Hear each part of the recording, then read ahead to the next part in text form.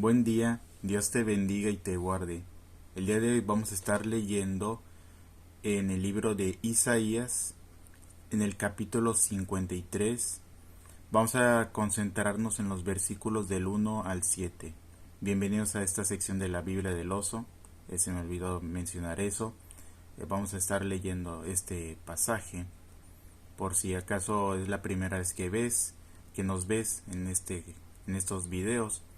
Y la escritura pues no, tal vez no le sea muy familiar, pero básicamente todo el que tenga una Biblia puede leer esto en su propia versión. No sé qué versión sea la que tengan disponible a la mano, pero bien, en estos videos estamos leyendo una versión especial llamada Biblia del Oso. Ya lo he mencionado antes, luego tal vez de una explicación, una plática más centrada en la versión que en sí en los versículos, pero esta es la versión llamada Biblia del Oso, solo con introducción corta. Fue la primer Biblia escrita en español completa, basada en los escritos originales, que son hebreo, arameo y griego. El autor de esta traducción fue un monje llamado Casiodoro de Reina. Esta versión salió en Basilea, Suiza, en 1569. Entonces, por eso este tipo de caligrafía o de gramática pues no nos es muy familiar, pero sin embargo es más sencillo de leer. Algunas palabras sí pueden ser algo más batallosas, porque ciertamente no, algunas palabras ya están extintas, por eso se han necesitado hacer varias revisiones y correcciones de la Biblia, pues para que sea más entendible. Sin embargo, cuando estamos aquí leyendo y repasando, se nos puede hacer más familiar y puede ser más rápido. Y aunque ciertamente no todo el mundo va a leer una Biblia del Oso, pero ayuda mucho, y a mí me ha ayudado mucho, porque al leer la Biblia del Oso hace que yo pueda leer más rápido las versiones más recientes, así como en la Reina Valera, la del 9, que ya no es reciente, pero la puedo leer más fluida, a una del 60 y más versiones las puedo leer más rápido aún. Y no se trata de leer rápido, se trata de poder leer y no atorarse tanto, porque no se trata de quién lee más rápido, no, esto son carreritas. O sea, aquí leemos para escudriñar, para sacar lo mejor, pero ¿cómo podemos leer fluidamente algo si no lo entendemos? Es difícil, o si no es difícil sería imposible. Pero aquí pues nos centramos en esta versión porque a mí, en mi opinión personal, es mi favorita, y pues tiene mucho contenido que aún no he logrado sacar del todo, pero llevo años leyéndola y me ha parecido muy interesante, a pesar de que ya tiene muchos simbolismos o muchos modismos extintos. Creo que aún hay mucho que esta versión nos puede regalar a nosotros. Como decía al principio, voy a repetir, vamos a leer Isaías 53, vamos a leer del 1 al 7. Muy bien, dice: ¿Quién creerá a nuestro dicho? Y el brazo de Jehová sobre quién se ha manifestado. Con todo esto subirá como renuevo delante de él, y como raíz de tierra seca. No parecer en él ni hermosura, verlo hemos, y sin parecer tanto que lo deseemos. Despreciado y desechado entre los hombres, varón de dolores, experimentando en flaqueza, y como que escondimos de él el rostro, menospreciado, y no lo estimamos. Ciertamente nuestras enfermedades él las llevó, y él sufrió nuestros dolores, y nosotros tuvimos a él por azotado, herido y abatido de Dios. Mas él herido fue por nuestras rebeliones, molido por nuestros pecados. El castigo de nuestra paz sobre él, y por su llaga hubo cura para nosotros. Todos nosotros nos perdimos, como ovejas, cada cual se apartó por su camino. Mas Jehová traspuso en él el pecado de todos nosotros. Angustiado él, y afligido no abrió su boca. Como oveja fue llevado al matadero, y como cordero delante de sus tresquiladores enmudeció, y no abrió su boca. Bueno, esta descripción parece muy obvia. No digo que debería ser tan obvio, porque hay que entender el contexto de muchas cosas. Por ejemplo, se entiende, nosotros los cristianos entendemos que este pasaje habla de Jesús, a pesar de que Jesús no había nacido. Estamos hablando de Isaías. Faltaban siglos para que Jesús naciera, pero es interesante leer cómo este siervo despreciado iba a llegar. Habla de un hombre que no hay parecer en él ni hermosura, o sea, no sería el hombre más hermoso, el más guapo, del que todo dijera, no, qué hermoso está, quiero estar con él, o mira qué atractivo, me quiero parecer a él. Dice que no tiene hermosura. Dice, lo veremos, dice, verlo hemos y sin parecer, tanto que lo deseemos. En las nuevas versiones dice que no tendrá hermosura, le veremos y le desearemos. Entonces Jesús no vino a ponerse un cuerpo súper hermoso, atlético, la cara más afilada para que todo el mundo, para atraer a todo el mundo físicamente. Jesús no le interesa llamar la atención por su físico. Pudo haberlo hecho. Pudo haber agarrado tal vez lo mejor que tenía María en sus genes. Pudo haber agarrado la mejor parte, dicho, ah, quiero ojos así, quiero la piel bronceada, quiero una cara así, voy a agarrar lo que tenga María en sus genes, lo voy a agarrar y solo voy a agarrar lo mejorcito y listo. De ahí voy a agarrar el mejor físico. Y me conmueve esto, de verdad, a mí me llega mucho esto, ver cómo Jesús y se llegó como raíz de tierra seca. Llegó sin hermosura, o sea, casi como diciendo que iba a ser alguien feo. Y no es por ofender, es que Jesús no llegó con hermosura, no llegó con ese rostro hermoso. Cuando dicen que no tiene hermosura no significa estaba más o menos, o sea, es como que sí, que no. Significa que no tenía un atractivo físico. Algo que alguien dijera, ah, tal vez si no era feo podría ser, no, o sea, podría quedar a medias, pero al final de cuentas no era hermoso, no era como todas esas pinturas renacentistas que vemos donde lo retratan de hermoso. O sea, físicamente aquí describe que iba a llegar alguien no hermoso, sin hermosura, pero lo íbamos a desear de tal manera. Y yo creo que, en mi opinión personal, que va a ser una de las maneras de identificar a Jesús en el cielo. Aparte de que va a ser la persona con ángeles rodeándole y cantándole, va a ser la persona tal vez físicamente menos atractiva, llena de cicatrices, pero al mismo tiempo va a ser la persona más deseada en el cielo. Y cómo no, o sea, aunque uno diga, no, pues yo físicamente atractivamente muchos somos más atractivos, pero él va a ser el deseado. Él va a ser la persona o ese por quien todos van a querer estar ante sus pies, tocando sus cicatrices, dándole honra y gloria, alabándole por toda la eternidad. Entonces, aunque él no tenga hermosura aquí como lo dice, aunque vino a este mundo sin hermosura, lo deseábamos. La gente que seguía a Jesús, no eran 5,000 personas los que los siguieron, eran 5,000 familias cuando las alimentó en esas ocasiones, 5,000 y 4,000, o sea, fueron dos ocasiones. No eran 5,000 personas y 4,000 personas, eran 5,000 familias, o sea, imagínense, tienen que multiplicar eso, por tanto, no voy a hacer cuentas porque no es el propósito del video, si no me tomaría mucho tiempo, pero es interesante ver que miles de personas seguían a Jesús y no lo seguían porque era el hombre más guapo, que oh mira esos músculos o esa cara tallada por los mismos ángeles. Llegó sin hermosura, pero aquí dice tanto que lo deseemos. O sea, lo íbamos a desear de todos modos. Y no iba a ser su físico, iba a ser la gloria de Dios que emanaba en él, su divinidad, su deidad. Iba a ser lo que nos iba a traer, lo que nos iba a dejar enamorados, lo que nos iba a seducir. Y es el propósito de la Biblia, de la palabra de Dios, que es descubrir a la persona de Jesús, quedar seducidos y enamorados por esa persona y no poder resistirnos. Y ese es el problema que pasó con los fariseos, que es irónico, se supone que la palabra de Dios la estudiamos para conocer a la persona de Dios a través de Jesús. Pero cuando se les presenta a Dios, estamos de acuerdo con que Jesús es Dios. Entonces, se les presenta a Dios en carne. Y si dicen que no, bueno, leamos los primeros versículos del Evangelio de San Juan 1 y ya veremos qué dice.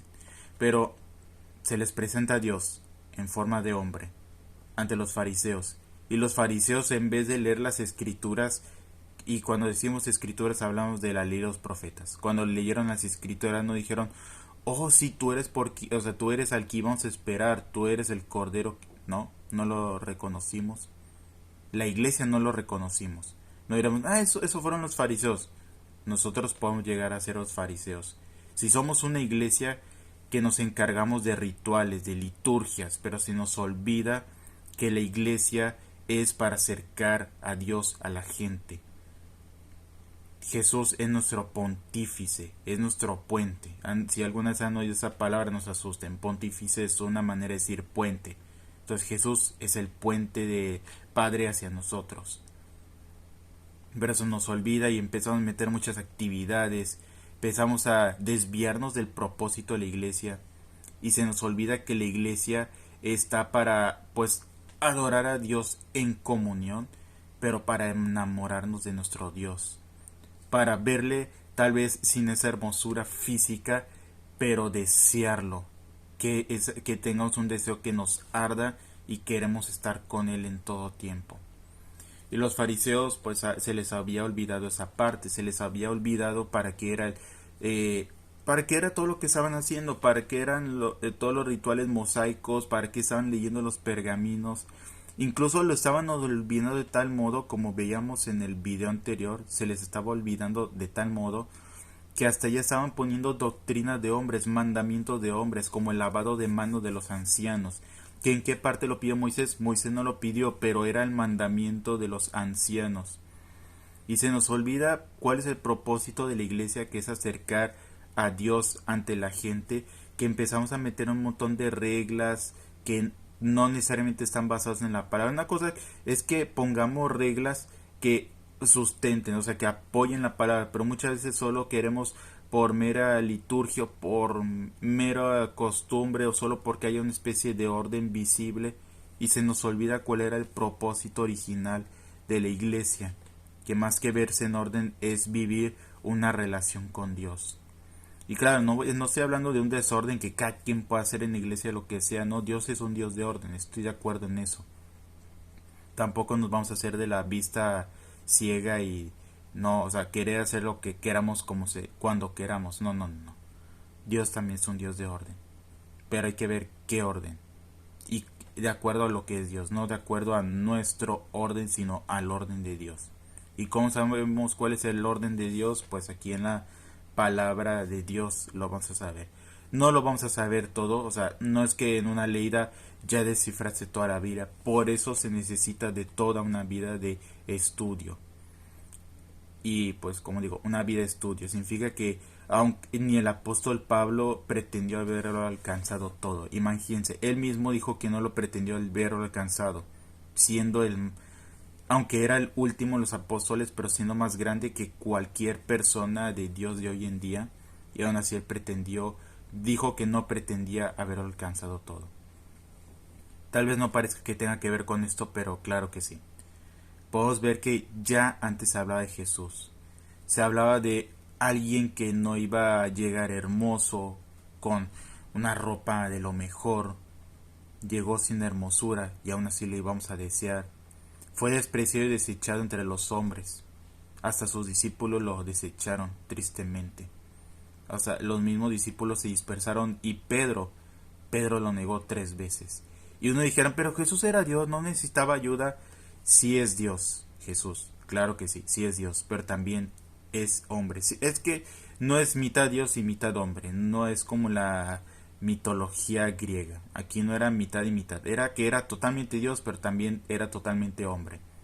No hay tiempo para explicar eso, pero pueden buscar más videos acerca de la deidad y de la humanidad de Jesús.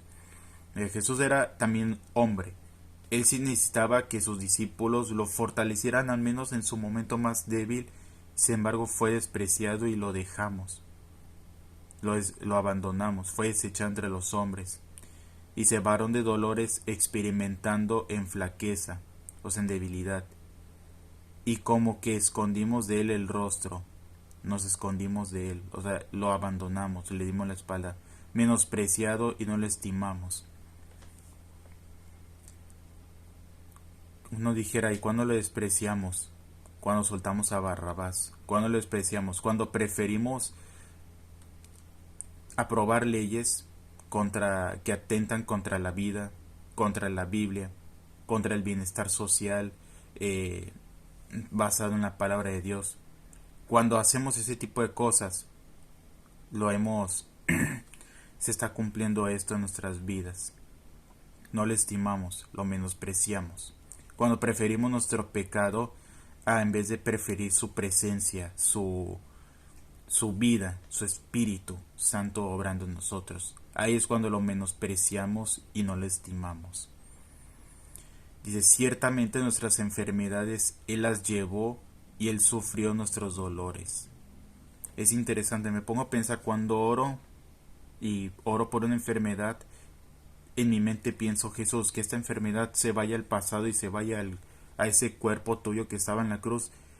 Me lo imagino, no puedo decir que la Biblia dice esto, no lo dice, pero yo me lo imagino como si en ese cuerpo que Jesús, que es donde está sufriendo en la cruz, en ese momento, todos nosotros cuando oramos por nuestras dolencias, podemos pedirle que se lleve esta dolencia y se la depositamos a ese Jesús en ese preciso momento que está sufriendo. Porque aquí lo dice, nuestras enfermedades Él las llevó y Él sufrió nuestros dolores. Entonces, si alguien está sufriendo por un cáncer, si alguien está sufriendo por una insuficiencia renal, por una insuficiencia respiratoria, puede orar y puede decirle a nuestro Señor Jesús, Señor, llévate esto, se lo lanzo a ese Jesús que está en la cruz. Ahorita ya no, ahorita Jesús ya no está sufriendo, ahorita Jesús está en la gloria máxima, preparando nuestras moradas eternas.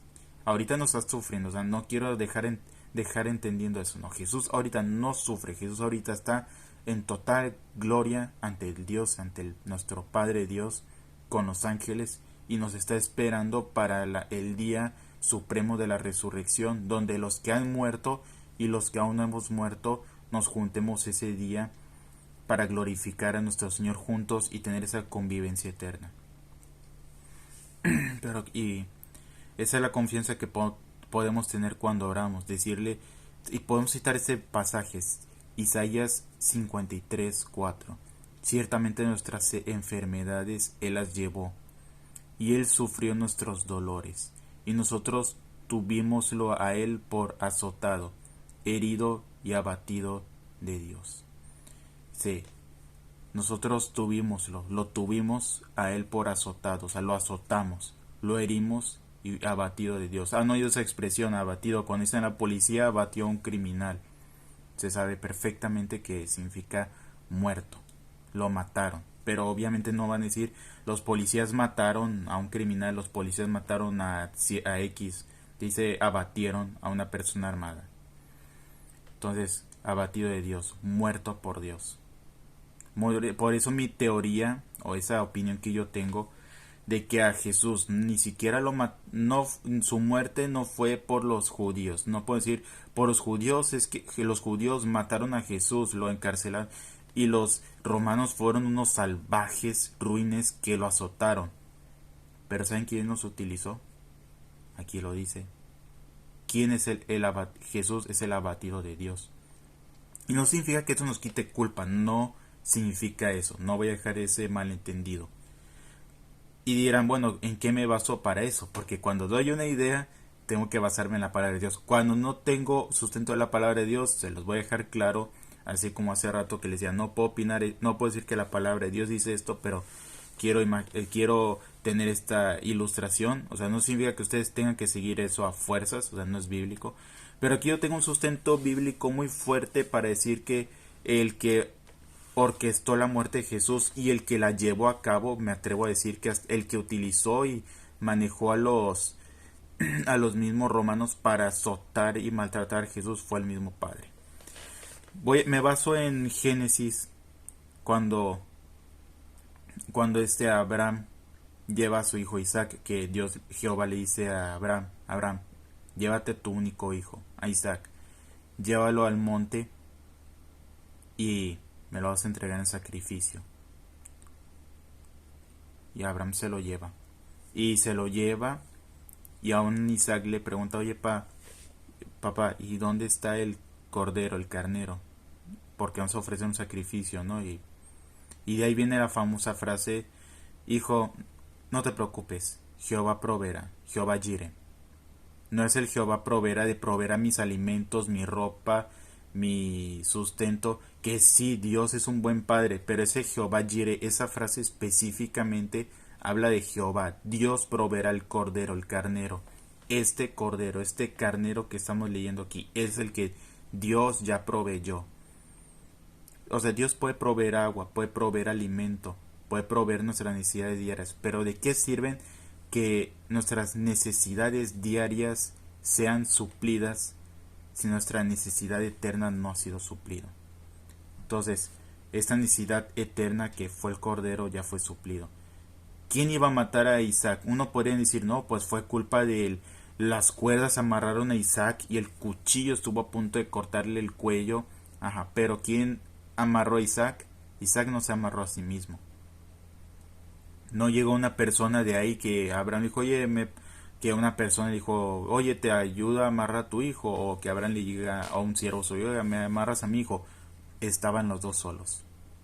En ese negocio no puede haber una tercera persona entre ellos. Abraham se encargó de amarrar a Isaac.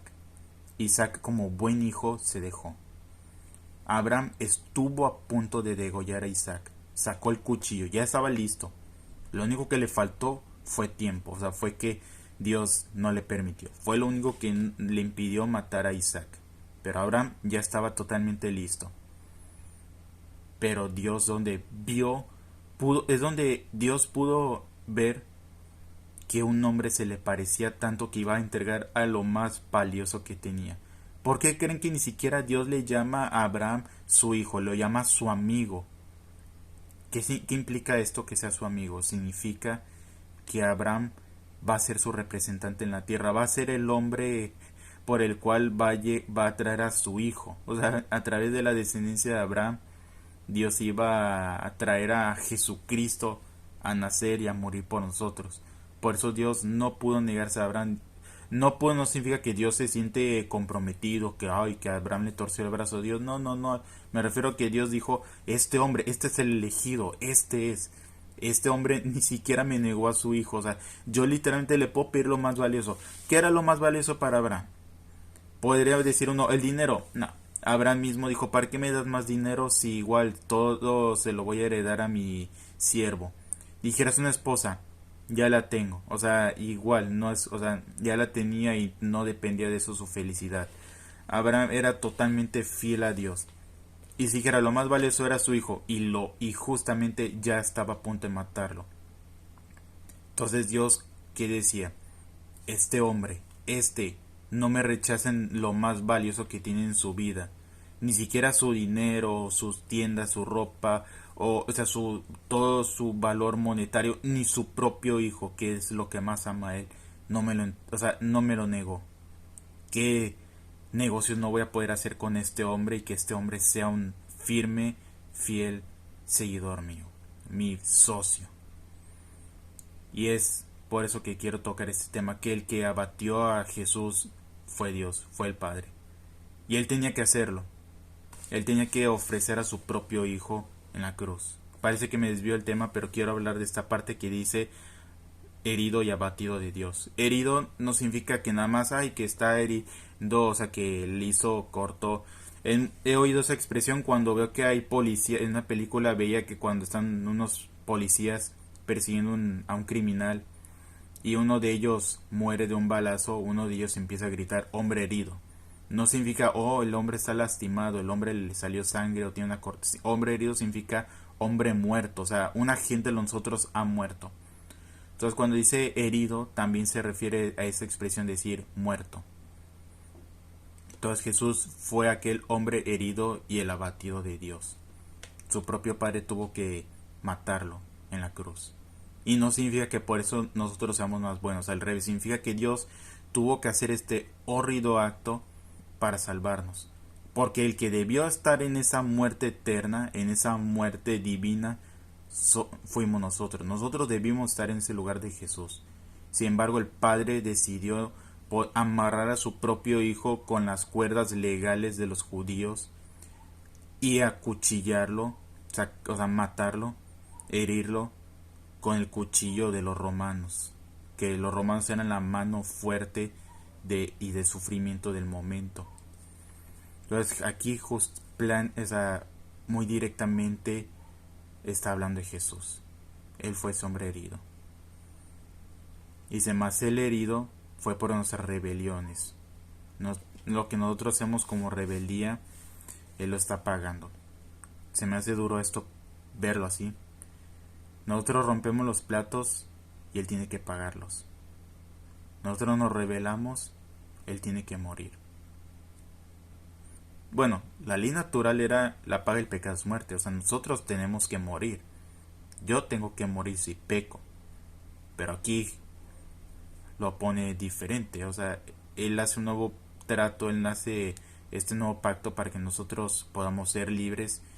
Y aquí dice, más el herido fue por nuestras rebeliones, molido por nuestros pecados. Se supone que si yo pequé, yo tengo que morir. Si usted pecó, usted tiene que morir. Tú tienes que morir, el que está viendo esto.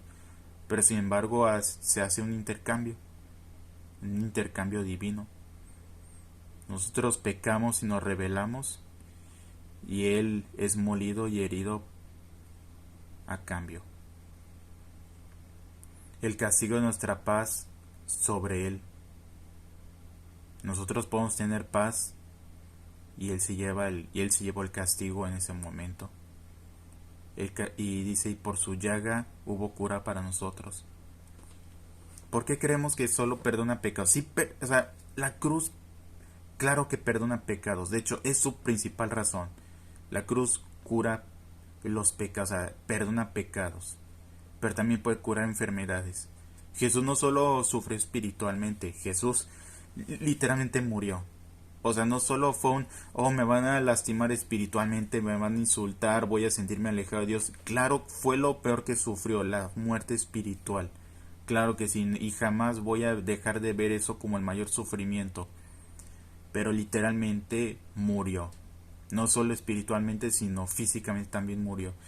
Y debido a que murió físicamente, también significa que podemos tener oportunidad de tener sanidad en nuestros cuerpos gracias a esa muerte. Así como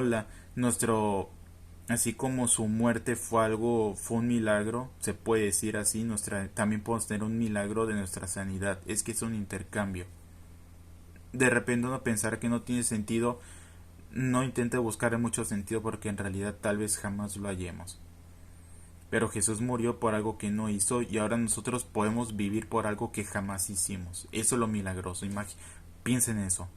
Jesús murió por algo que jamás hizo. Nosotros podemos vivir por algo que jamás hicimos también. Les digo, de repente no tiene sentido, pero hay que aprovecharlo. Tendría que ser demasiado necio para decir, no, pero es que no tiene sentido, no puede ser eso. Aunque no sea, aprovechenlo. Aprovechémoslo. Es como una película rápidamente, una película que se llama La lista de Schindler. Habla de la Segunda Guerra Mundial. Y en una escena llama a un grupo de judíos, porque era el holocausto judío. Y pues ponen una fila a un grupo de judíos y llegan los soldados alemanes y le disparan a uno y este cae al suelo, pues ya, muerto. Le disparan directamente en la cabeza y se desangró. Y le reclaman que alguien se robó una gallina. Y pues le dicen, alguien confiese quién fue el que se robó la gallina. O delátenlo. Y solo va a morir el que se la robó. Alguien sabe quién fue y solo un niño levanta la mano. Y pues ya le dicen al niño, a ver niño, dinos quién fue el responsable. Y el niño le apunta al muerto. Y preguntarán algunos, ¿fue el muerto? No fue el muerto. El muerto era inocente. Pero sin embargo, si ya hay un muerto, inocente, pues el niño se apoya en ese muerto para que nadie más muriera. Y Jesús es mucho más grande que un simple muerto. Era el Hijo de Dios, era Dios mismo. Inocente, era el más apreciado del cielo, era el amado del cielo, el que no tenía mancha, el que no tenía por qué ser condenado ni juzgado. Aunque físicamente no hermoso, pero espiritualmente y en todo sentido era el más hermoso de todos. Y él tuvo que morir como un pecador. No solo murió una muerte natural o murió por vejez, murió de la manera más miserable. Creo que ni un solo pecador de los que haya muerto actualmente ha muerto tan miserable como nuestro Señor Jesús. Y ahí sí, no creo que haya comparación que diga, no, pero le dieron silla eléctrica, no creo que alguien, porque a mí me parece que murió en silla eléctrica, tal vez tuvo un sufrimiento físico, pero no tuvo esa carga espiritual que tuvo en ese último momento. No tuvo a todos sus amigos negándolo, no tuvo a la misma, a los mismos que lo representan condenándolo, porque el que muere en la silla eléctrica o en una cosa de este tipo está perfectamente pleno, convencido que sabe que él merecía esa muerte. Pero aquí, en este caso, no sufrió una muerte que no merecía. Y Jesús sufrió eso. Murió algo que no merecía y por eso digo que murió de la manera más miserable y horrible que haya podido alguien experimentar. Por eso este versículo 5 me llama mucho la atención. Mas el herido fue por nuestras rebeliones, morido por nuestros pecados. El castigo de nuestra paz sobre él y por su llaga hubo cura para nosotros. Nos convenía que Jesús muriera, aunque suene terrible, suena terrible y no hay una manera en que suene bien, pero nos convenía que Jesús muriera. Si no moría no iba a haber cura. Es como si tuviéramos necesidad de una vacuna o de una medicina especial, y todos nos estamos muriendo, pero la única manera es sacarle la sangre a alguien que sea puro y que no tenga mancha, y justamente él tuvo que morir para eso. Jesús lo dijo, que si el grano de trigo no cae, muere, no va a dar fruto. De hecho, Jesús no tenía que morir. De hecho, no tenía que morir. Y si él no hubiera muerto, él seguiría siendo Dios, seguiría siendo bueno. Nosotros nos hubiéramos ido al infierno. Y ¿saben qué? Eso estaría bien. Eso sería lo correcto. De hecho, eso era lo correcto. Y eso sí era lo correcto. Que nosotros nos vayamos al infierno, que Jesús siga siendo el Dios todopoderoso, glorificado. Pero Jesús no se bastaba. A Jesús no se iba a quedar de brazos cruzados dejando que nos muriéramos. Él tiene tanta misericordia que no dijo, vamos a reiniciar la creación, vamos a matar a los humanos y vamos a crear una nueva. No. Y esto no se trata de nosotros, se trata de Él, de lo bueno que es Él. Que aunque no mereciéramos todo esto, que aunque nosotros nos rebeláramos y pecados, Él fue abatido y muerto. Por eso les digo, nosotros fuimos los que nos rebelamos y los que pecamos, y Él a cambio recibe nuestras heridas y es molido por nosotros. Entonces, Él podría haber seguido siendo el Dios, podría seguir siendo el glorificado, el amado del cielo, aún sin haber muerto por nosotros, pero Él no se iba a quedar satisfecho. Él no se iba a quedar... Él es totalmente lo contrario a ser un conformista. Él era alguien de amor, de paz, alguien que busca que la creación, que su creación se reconcilie con Él, volver a tener esa relación. Y Él tuvo la iniciativa para todo esto. Muy egoísta sería alguien que dijera, pero ¿por qué Dios no perdonó a Adán y a Eva? Si Dios no hubiera perdonado a Adán y a Eva, los hubiera matado ahí mismo en el Edén y hubiera creado a dos humanos nuevos obedientes. Sin embargo, decidió dejarlos con vida. De hecho, tenía toda la autoridad y todo el poder para matarlos. Y aún así, sin embargo, decidió dejarlos vivos y decidió que en un futuro iba a mandar a su siervo, a este despreciado, a este no amado, a este aborrecido, a este herido, que iba a ser nuestro Señor Jesús, que fue nuestro Señor Jesús en vida en esta tierra y que va a volver con poder y autoridad para el día final. Dice, todos nosotros nos perdimos como ovejas, cada cual se apartó por su camino, mas Jehová traspuso en él el pecado de todos nosotros. Volvemos a lo mismo. Nosotros somos los que nos perdimos, los que pecamos, como ovejas. Cada quien se fue a su camino, a sus doctrinas, a su manera de pensar, a su manera de vivir egoísta. Y aún así dice, mas Jehová traspuso en el pecado, en él el pecado de todos nosotros. O sea, más Jehová puso en Jesús, o sea, en él el pecado de todos nosotros. O sea, aunque nosotros seamos los que hayamos pecado, Jehová, o sea, Dios, castigó a Jesús como si él hubiera pecado. O ese traspuso significa que todo lo que nosotros hicimos se lo puso a la cuenta de Jesús. Les digo lo mismo. Nosotros rompemos los platos, pero sin embargo Jesús es el que los tiene que pagar. Se me hace el peor trato que exista y sinceramente yo nunca me metería algo así. Digo, sería lo peor que puede existir. Alguien más rompe los platos y yo los tengo que pagar. ¿Y yo qué gano? Pero la mentalidad de Jesús era esa. Alguien rompió los platos, yo los pago. Y lo pago, y no solo completo, sino lo dejo más que pagado. O sea, la deuda incluso va a quedar a mi favor. Eso diría Jesús.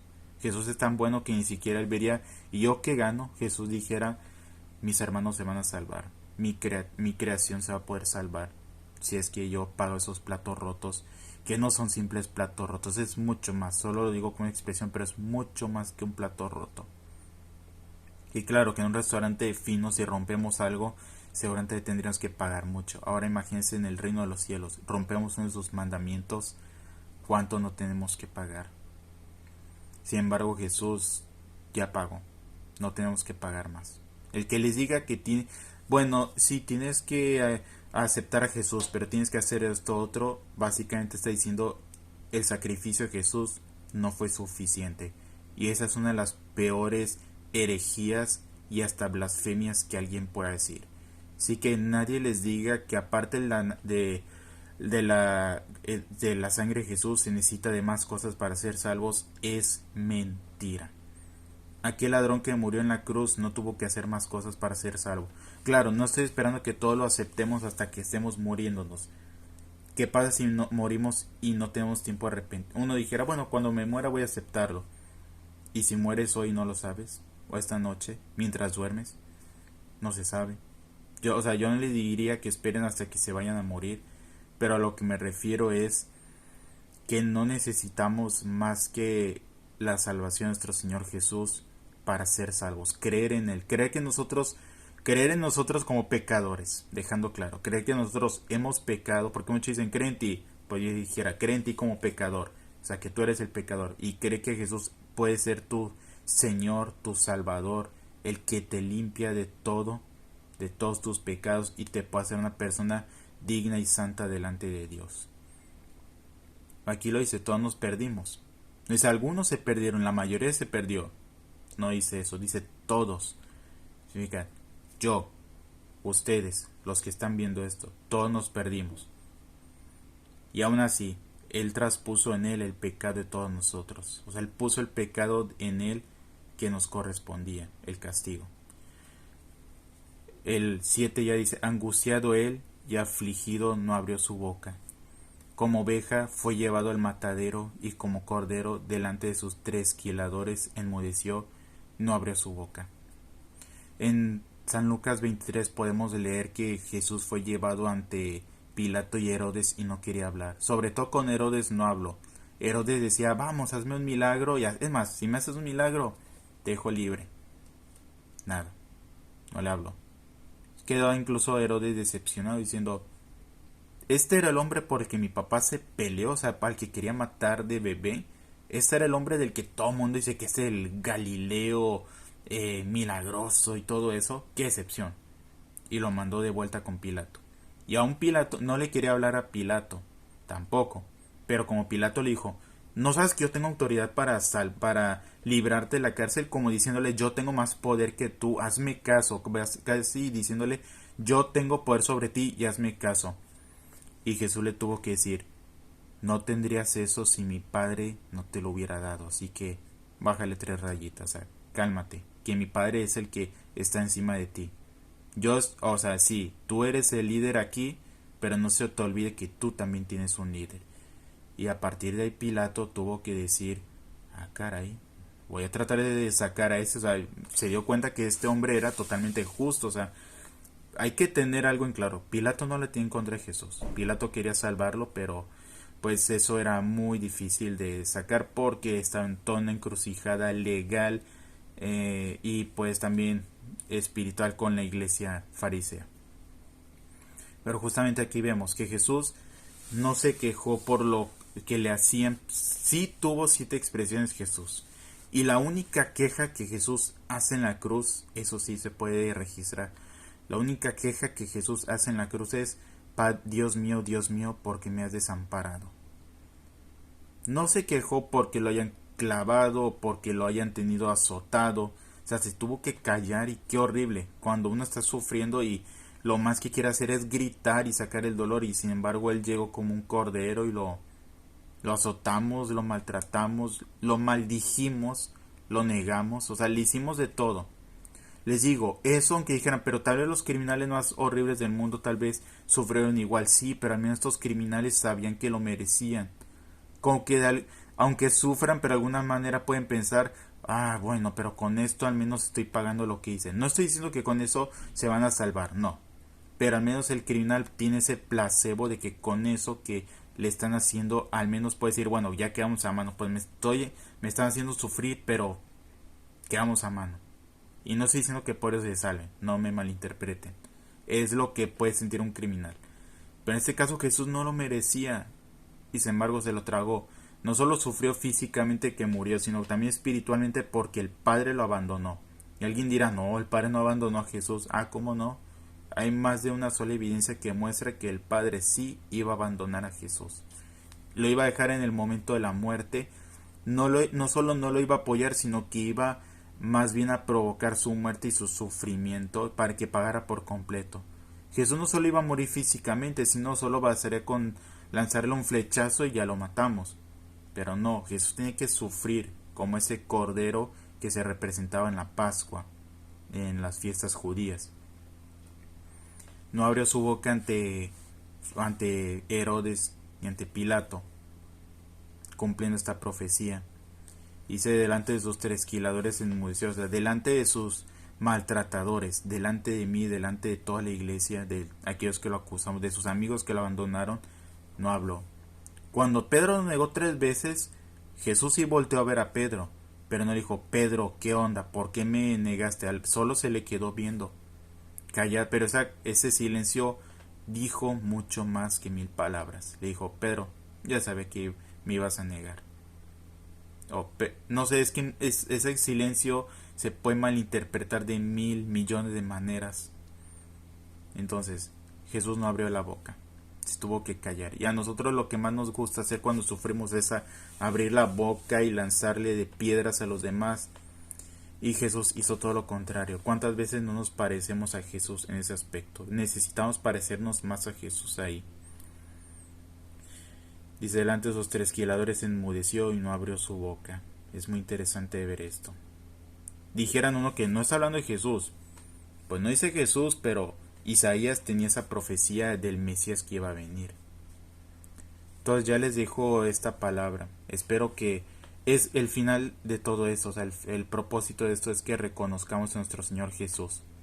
Ya se hablaba de Él aquí. Estamos hablando de siglos antes de que naciera. Ya se anunciaba de Él. Nosotros que ya lo tuvimos, busquémoslo, aceptémoslo, por medio del Espíritu Santo. Uno dijera, pero es que sería más fácil todo si Jesús estuviera aquí. Ya sigue estando aquí, tal vez no Él en persona, pero nos dejó el Espíritu Santo al Consolador para que podamos buscarlo, para que por medio de ese Espíritu Santo es que nos podamos conectar a nuestro Dios y podamos hacer su gloria, manifestar su gloria y glorificarlo en todo momento, en tener una relación íntima con Él y saber vivir de acuerdo a su corazón. Gracias a todos los que se quedaron viendo aquí. Espero que este pasaje los haya bendecido. No soy yo el que los bendice. Este pasaje es la Biblia. Ustedes pueden tener la Biblia sin mí, pero la Biblia los sigue bendiciendo porque es la palabra de Dios. Yo solo aquí soy un siervo, como dice la palabra de Dios, una palabra fuerte. Solo soy un siervo inútil que está haciendo lo que le corresponde hacer. Y espero que esta palabra de verdad los ayude, los bendiga en cualquiera que sea su circunstancia. Que cualquier cosa mala que les pase, que puedan recordar esto, que ya el Cordero verdadero ya vino. No tienen que esperar a un Mesías, ya vino.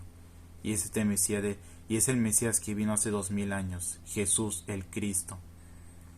Él es el Mesías. Ya vino, se fue, resucitado, y va a regresar con poder y gloria para reinar para siempre en la Nueva Jerusalén. Entonces los invito a que tengamos a Jesús como nuestro Señor supremo, que sea nuestro amo, nuestro hermano, pero y también nuestro Señor, a quien sirvamos con cada aspecto de nuestra vida. Gracias, Señor Jesús, por todo esto que nos has dejado en tu palabra, y por Casiodoro de Reina, que fue el que nos dejó esta versión de la Biblia. Gracias a todos los que se quedaron aquí viendo. Espero verlos o que sigan leyendo aquí en el próximo video de este segmento. Gracias a todos los que se quedaron pues ahora sí duró el video más largo. Bueno, ya han habido más largos, pero gracias porque se quedaron aún siendo el video largo. Y gracias a Dios pues por todo lo que hemos podido tener de Él, y que Él no deja de hablarnos, no nos abandona, y no solo no nos abandona, sino que trajo a su Hijo y lo entregó Él mismo lo hirió, lo mató, para que nosotros podamos ser salvos y podamos tener no solo vida aquí, sino una vida eterna a su lado. Gracias a Dios por todo lo que nos ha dado, y gracias a ustedes por haber acompañado hasta este momento. Los espero en la próxima sección de estas lecturas. Estoy muy feliz por todo lo que hemos aprendido de Dios. Así que nos vemos a la próxima. Dios los bendiga y los guarde siempre. Nos vemos hasta la próxima.